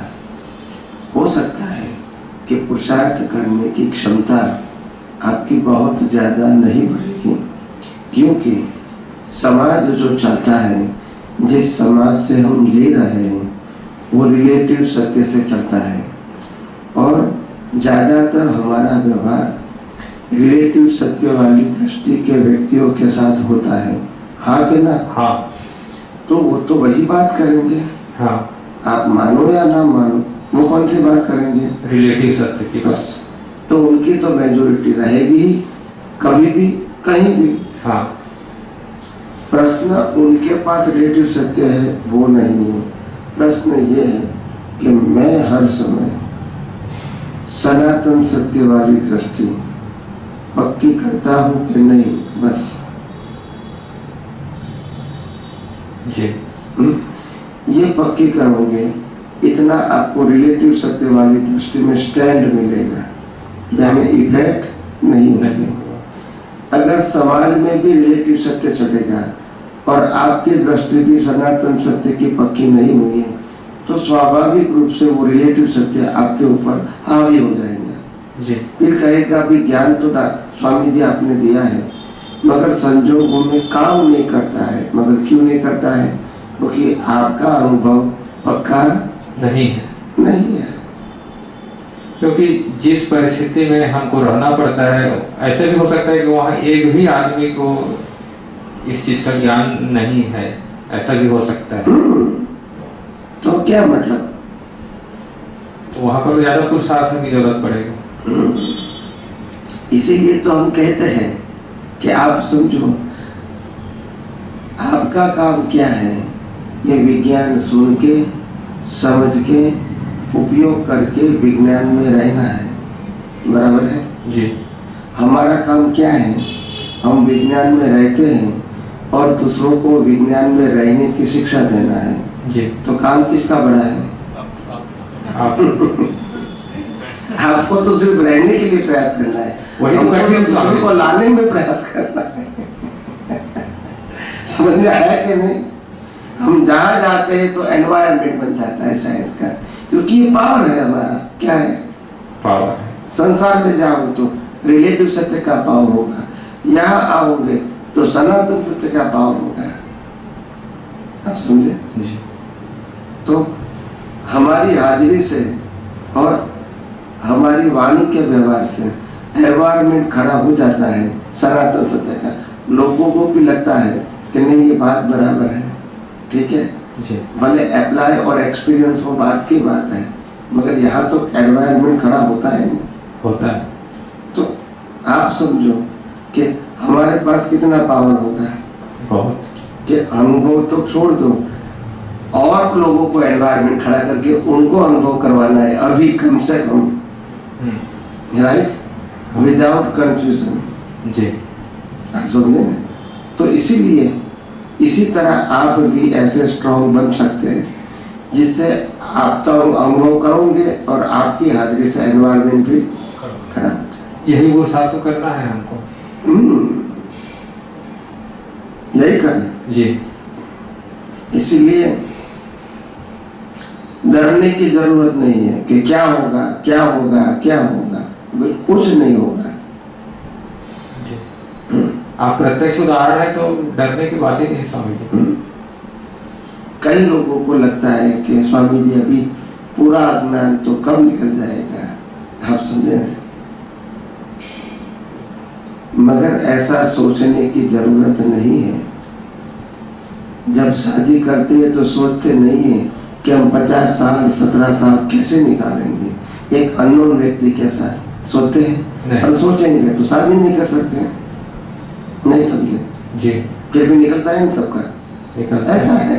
राग द्वेष करते हुए निकलता है, कुछ भी करते हुए निकलता है कि नहीं, बस।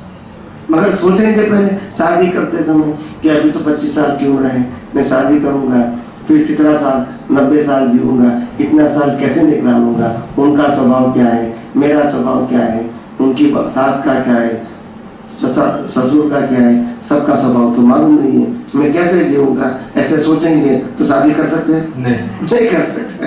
वो तो शादी करने का आगे आगे देखा जाए, ऐसा ही होता है। ऐसे आध्यात्म के मार्ग में भी सोचेंगे तो कुछ होगा, संजोगों में ही हमको फाइट करना है। काल्पनिक संजोग खड़ा करके फिर टेंशन लेना है, वो जरूरी नहीं। और इसीलिए मैं कहता हूँ कि विज्ञान वर्तमान संजोग में ही अप्लाई करो, भूत भविष्य में मत जाओ जी। भविष्य भी काल्पनिक है और भूतकाल भी काल्पनिक है, क्योंकि हो गया है, अभी है नहीं। तो दोनों में से एक में नहीं जाओ, वर्तमान में रहो। इसमें जितना विज्ञान का उपयोग कर सकते हैं करते रहो।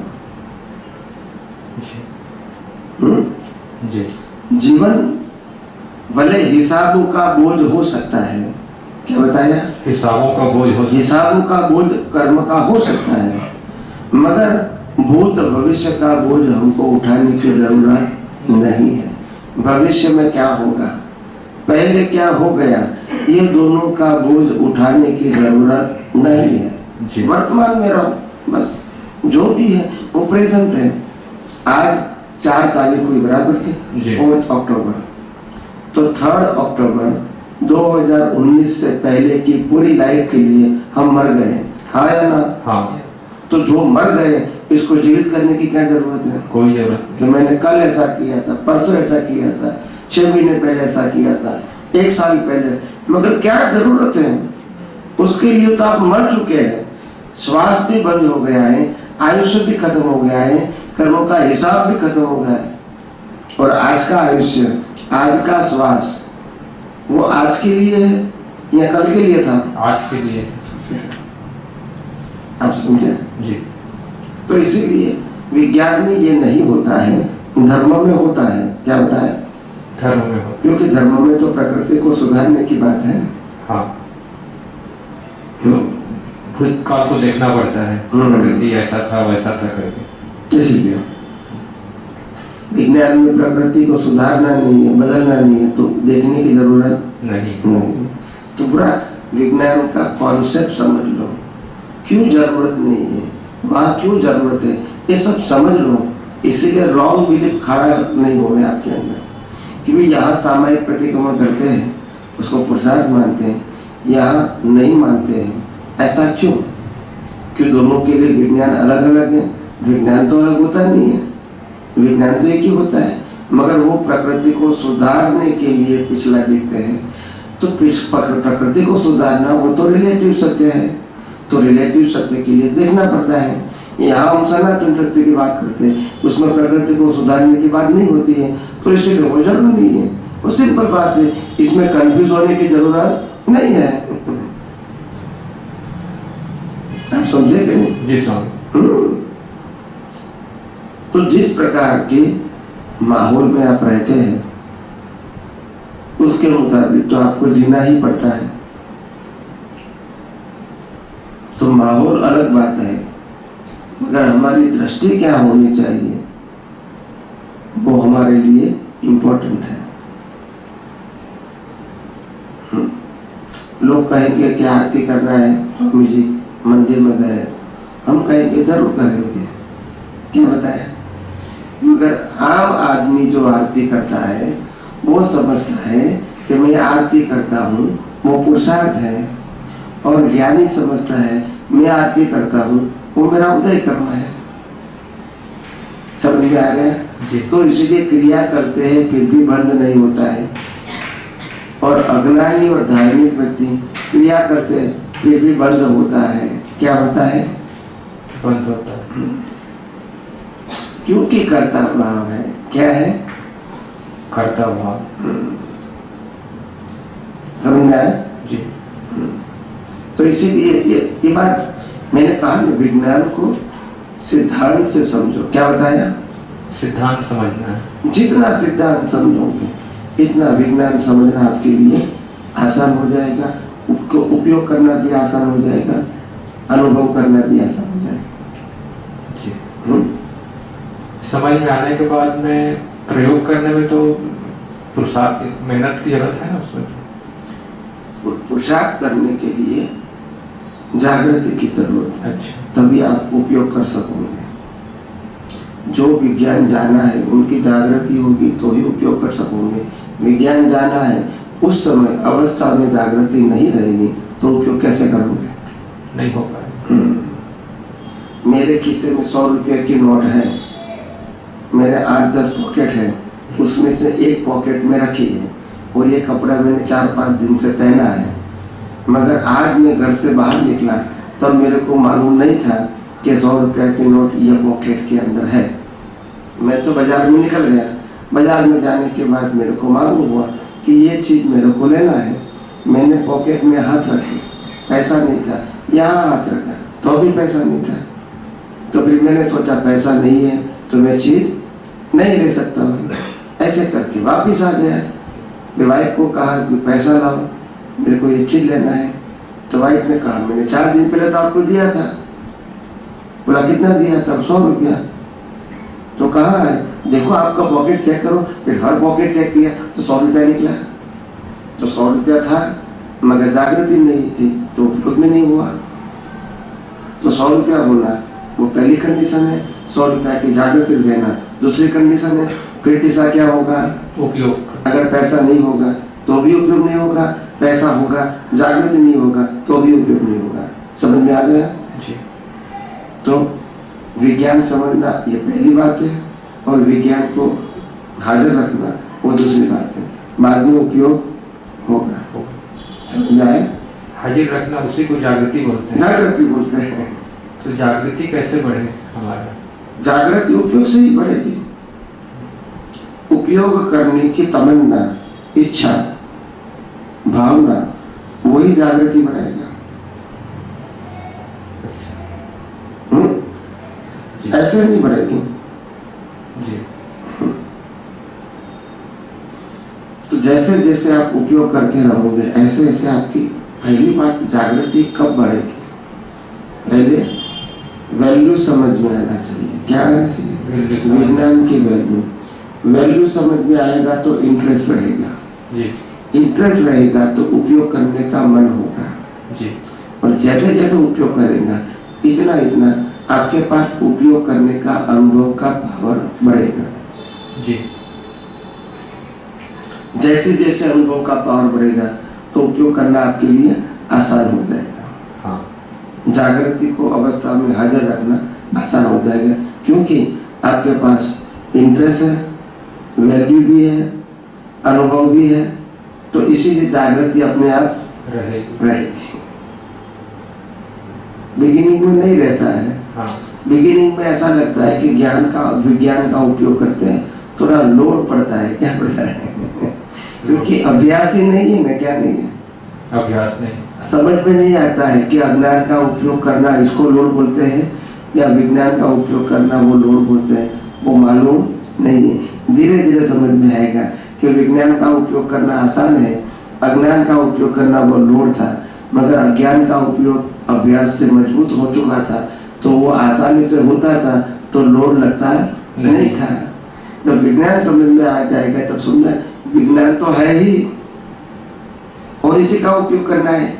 ये कोई मेरे व्यू पॉइंट की बात नहीं है, ये तो सनातन सत्य है। तो इसको उपयोग करना आसान है, व्यू पॉइंट का उपयोग करना आसान नहीं है क्योंकि व्यू पॉइंट को सबका क्या होता है? अलग अलग होता है, मगर सनातन सत्य तो एक ही है, तो वो उपयोग करना आसान है। व्यू पॉइंट का उपयोग करना आसान नहीं है। अलग अलग समय पे अलग अलग व्यक्ति का अलग अलग व्यू पॉइंट होगा, तो आपको इस प्रकार से एडजस्ट भी होना पड़ेगा। तो वहाँ एफर्ट करना पड़ता है। विज्ञान को समझना वो तो हर समय, हर क्षण, हर अवस्था में एक ही है, अलग अलग तो है नहीं। विज्ञान तो व्यू पॉइंट है नहीं, तो वो उपयोग करना कैसे डिफिकल्ट होता है?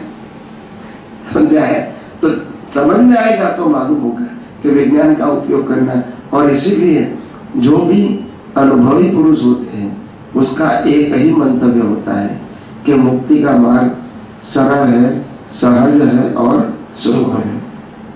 श्रीमद् राजचंद्र ने भी यही कहा, दादा भगवान ने भी यही कहा, जितनी अनुभवी है उसका एक ही मत होगा, मुक्ति का मार्ग सहज है, सरल है और सुगम है।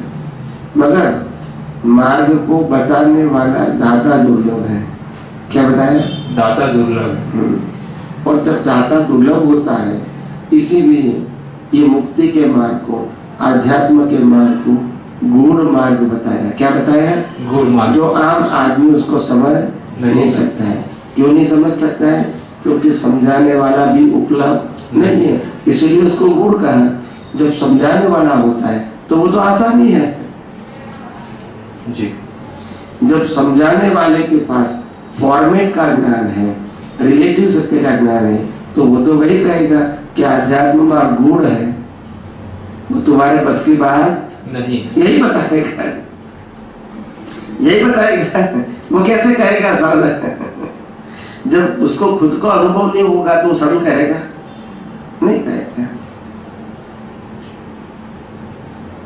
हमको अनुभव है इसीलिए कहते हैं कि सरल है, ये गुण नहीं है। संसार का मार्ग गुण है, आध्यात्म का मार्ग गुण नहीं है, वो तो बहुत सरल है क्योंकि स्टैंडर्ड है। संसार में तो कोई स्टैंडर्ड नहीं है। एक व्यक्ति के साथ आप पूरा जीवन बिताते हैं, कब क्या करेंगे मालूम होता है? नहीं होता है नहीं। पति पत्नी 25 साल 30 साल 50 साल साथ में रहते हैं, एक दूसरे को पहचान सकते हैं कि कब क्या करेगी? नहीं। तो उसमें पहचान नहीं सकते, तो उस समय ज्ञान कौन सा रखोगे? कोई स्टैंडर्ड तो है नहीं। मगर विज्ञान में तो क्या है? स्टैंडर्ड है, तो उसमें तो चेंज करना ही नहीं, परिस्थिति कोई भी है जी। आप समझे? तो व्यक्ति के साथ जीवन जीना, इसमें एडजस्ट होना वो बहुत डिफिकल्ट है, क्योंकि कौन सी प्रकृति कब क्या करेंगे किसको मालूम। जी। तो इसीलिए सनातन सत्य को समझना, अप्लाई करना आसान है, व्यवहार सत्य को समझना अप्लाई करना आसान नहीं है। हर समय हर व्यक्ति की प्रकृति अलग अलग होती है और अलग अलग समय पे एक ही व्यक्ति की प्रकृति भी अलग अलग काम करती है, तो इसमें एडजस्ट होना इतना इजी नहीं है। आज खुश है तो कल ना खुश है। आज कहता है आपको जो चाहिए दे लो, कल कहेगा नहीं एक भी पैसा नहीं मिलेगा, तो क्या करोगे? हर समय आपको एडजस्टमेंट अलग अलग लेना पड़ता है, राइट करो। मगर विज्ञान में तो एडजस्टमेंट एक ही है, अलग अलग है नहीं, क्योंकि विज्ञान ही एक है। तो ये सरल है या ये सरल है?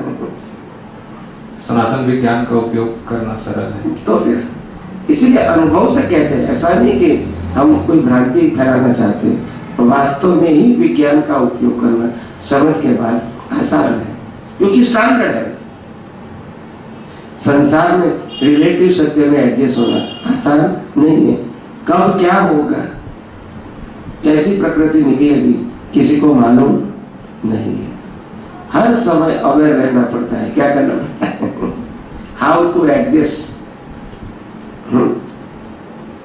तो इसीलिए कहते हैं कि भाई ज्ञान की जागृति वो अलग बात है और संसार की जागृति अलग बात है। संसार में तो बहुत एडजस्टमेंट लेना पड़ता है। घर में बहू होती है तो सास कहे ये बनाओ, ससुरा कहेगा ये बनाओ, हस्बैंड कहेगा ये बनाओ, बच्चे कहेगा ये बनाओ, सब कुछ बनाना पड़ता है, सबको खुश रखना पड़ता है। क्या करेंगे आप समझे? और वो कहता है मैं क्या कहूँगा, उसमें से जो कुछ अच्छा लगेगा वो खा लूंगा, क्योंकि मेरी चॉइस क्या करेंगे, फिर 6 से 7 हो जाएगी। तो उसको तो हर समय एडजस्ट होना पड़ता है। क्या करना पड़ता है? जो दूसरों की पसंद है उसमें एडजस्ट हो जाना पड़ता है। आप समझे? तो ये एडजस्टमेंट का जो गुण है, तो इसीलिए जो व्यक्ति इतना फ्लेक्सिबल हो जाता है, इसको इतना परिपक्व हो जाता है, क्या करता है? परिपक्व हो जाता है। मगर संसार में क्योंकि परिपक्व होने के नाते भी सच्चे परिपक्व नहीं होता है, क्योंकि संसार में जो परिपक्व होते हैं वो अहंकार से होते हैं। क्या होते हैं? अहंकार से। तो जहाँ तक एडजस्टमेंट होता है 1 2 3 6 महीना 2 साल 3 साल 5 साल, वहाँ तक तो एडजस्ट हो जाते हैं। एक दिन स्प्रिंग जब छटकती है तो सब कुछ इधर उधर कर देते हैं। सबकी मजाक होती है, क्योंकि ये अहंकार से एडजस्टमेंट किया है, एक विज्ञान से नहीं किया है। जो विज्ञान से किया होता तो स्प्रिंग नहीं तपती, मगर ये अहंकार से किया है। चलो भी एडजस्ट हो जाओ, एडजस्ट हो जाओ, एडजस्ट हो जाओ, कल वो समझ लेगा, कल समझ लेगा। ऐसे करते करते हमने अपना अहंकार को आगे ले गया रिएक्ट करने की बजाय। एक दिन तो ऐसा आएगा कि कब तक मैं एडजस्ट करूँ। तो अहंकार से करोगे तो फिर ऐसा होगा, विज्ञान से करोगे तो फिर अहंकार की जरूरत नहीं। इसीलिए बोला गया है स्वामी जी कि संसार मार्ग कठिन है और मोक्ष मार्ग सरल है करके। इसीलिए कहा, इसीलिए। लेकिन सरल मार्ग में चलने वाले बहुत कम दिखते हैं। सरल मार्ग है फिर भी तो इसमें कम चलने वाले मिलते हैं। पहली बात तो ये है कि सरल मार्ग को बताने वाला ही नहीं होता है। क्या बताया? बताने वाला ही नहीं होता है। और अगर बताने वाला होता है तो सबकी पुण्य नहीं होती है, पुण्य नहीं होती। जो उनको उनका परिचय में है। हाँ, आप समझे? हाँ, क्योंकि आध्यात्म विज्ञानी व्यक्ति होते हैं कोई भी एकदम सरल होते हैं, वो डेकोरेटिव नहीं होते हैं। क्या नहीं होते हैं? डेकोरेटिव नहीं। इसको इंटरेस्ट भी नहीं कि आखिर क्या दिखाना है, हमको ज्ञान दिखाना है या प्रकृति को दिखाना है, किसको दिखाना है? ज्ञान, बस। तो बाहर से वो डेकोरेटिव नहीं होते हैं। जिसको अंदर का ज्ञान नहीं है, इसको बाहर डेकोरेशन करना पड़ता है। स्टेज बनाएगा 5 लाख का, मुगट पहनेगा 10 लाख का, तभी उसका फोटो अच्छा आएगा, वो लोग अट्रैक्ट होगा कि देखो कैसा भगवान कैसा लगता है। ज्ञान है कि नहीं वो देखेगा नहीं, मगर ये तो देखेगा कि नहीं। हाँ, बस। तो दुनिया को ये चाहिए, बाहर का चाहिए, अंदर का नहीं चाहिए। आप समझे? जी। अभी कोई भी धर्म का धर्मगुरु आएगा तो यहाँ प्रोसेसन निकालेगा। क्या निकालेगा? जिसको वरघोड़ा बोलते हैं। क्या बोलते हैं? वरघोड़ा। ढोल नगारा बजेगा, समाज के लोग इकट्ठे हो गए और बाहर के समाज के लोग इसको देखेंगे। ऐसे करते करते अपने समाज के लोग उसके साथ जाते हैं, इकट्ठा हो जाते हैं। वो क्यों करता है? कि हमारे धर्मगुरु है। क्या बताएगा? आप समझे? जी। तो जितना बड़ा संघ होता है और जितना पैसे वाला लोग होता है, इतना इसका प्रोसेसन बड़ा होता है, भव्य होता है। क्या होता है? छोटा संघ है, गरीब आदमी है, तो इतना एक नगारा वाला डब डब फर्क ले जाता है। क्या करेंगे? पैसे वाला नहीं है। और हमारे को तो प्रोसेसन की जरूरत ही नहीं है। आप समझे? जी। क्योंकि डेकोरेशन की जरूरत ही नहीं है। हाँ। हम ये कहेंगे कि हमारे ज्ञान के अंदर पावर है तो दुनिया में कहीं भी छिपा है। तो जब इसको ज्ञान सुनने में आएगा तो अपने आप को अट्रैक्ट हो जाएगा। जी। तो ज्ञान में पावर होती है, डेकोरेशन में नहीं। आपने भी जब सत्संग सुना तो सुनने के बाद आपको अट्रैक्शन हुआ नहीं? हाँ। मेरे को तो देखा नहीं था। नहीं। हाँ, समझे? न मंडप, न स्टेज, न मुगट, कुछ भी था नहीं। सिर्फ सत्संग सुना और आपको अट्रैक्शन हुआ। बाहर के डेकोरेशन से नहीं हुआ है। तो अनुभवी ज्ञानी का भव्यता अपने अनुभव ज्ञान में होती है, बाहर की भव्यता नहीं होती है, जरूरत भी नहीं है उसको। जी। और किसी को प्रश्न करना है? समय तो हो गया है। किसी को फिर लास्ट क्वेश्चन करना है? आपको करना है? माता जी को करना है? ओके, प्रार्थना करते हैं। हे अंतर्यामी परमात्मा, आप हर एक जीव के अंदर विराजमान हैं। वैसे मुझ में भी विराजमान है। आपका स्वरूप वो ही मेरा स्वरूप है। मेरा स्वरूप शुद्ध आत्मा है। हे शुद्ध आत्मा भगवान, मैं आपको अभेद भाव से अत्यंत भक्ति पूर्वक नमस्कार करता हूँ। अज्ञानता के वश मैंने जो जो दोष किए हैं वो सभी दोषों को आपके समक्ष जाहिर करता हूँ। उनके लिए हृदय से क्षमा याचना चाहता हूँ। हे प्रभु, मुझे क्षमा करे, क्षमा करे, क्षमा करे। और बार बार ऐसी गलतियां न करूं।